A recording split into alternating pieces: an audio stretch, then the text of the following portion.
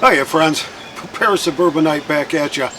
A few days ago I did a video called Plum Crazy, and it was all about our history with our plum trees and how this year we got a really good harvest of plums from the plum trees. And I had a request for a plum jam recipe, and I mentioned during the video that my wife got her mother's plum jam recipe, dusted it off, put it to work.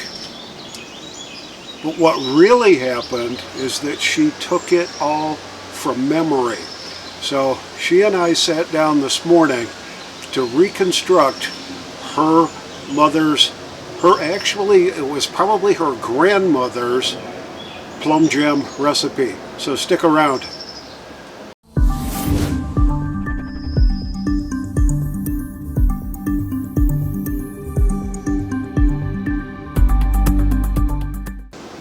Yeah, I've always gotten a big kick out of old-fashioned recipes, and how my grandmother and my mom and my great aunt, who was a terrific cook, how they actually put recipes together.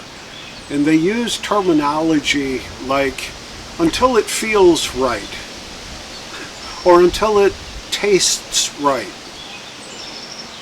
Odd things like that. But what they understood and what they knew is that the folks that were reading their recipes already knew what that meant.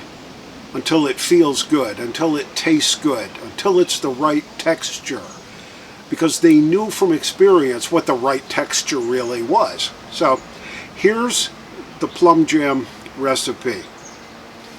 Cut some plums into chunks. Put in pot.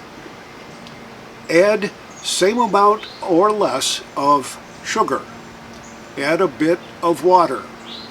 Stir until the sugar is melted. Boil rapidly until it spins a thread when dropped from a spoon.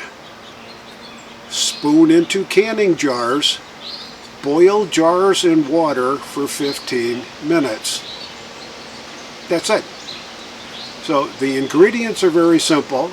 You got plums, you got sugar, and a little bit of water.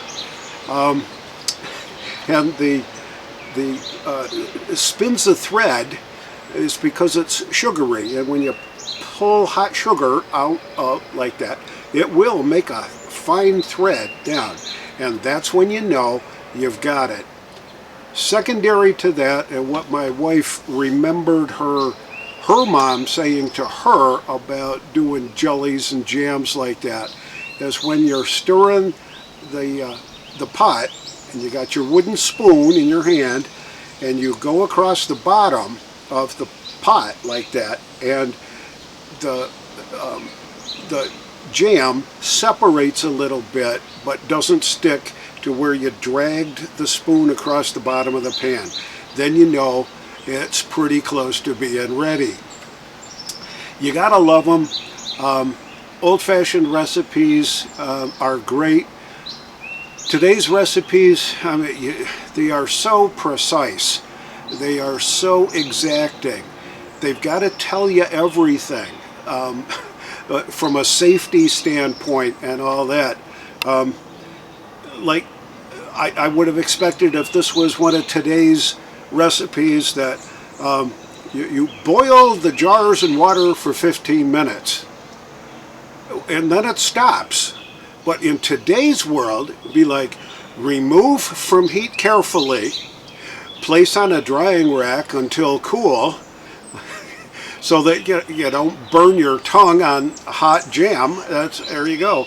So it's I think the big difference for me is the amount of common sense that our ancestors really had when it came to cooking, preserving foods, all that kind of stuff. They knew, they experienced it, they lived through it. They live and died by it. Hey, this is the Prepared Suburbanite with Grandma's Plum Jam recipe. And a reminder to be prepared always, and I'll see you all on the next video.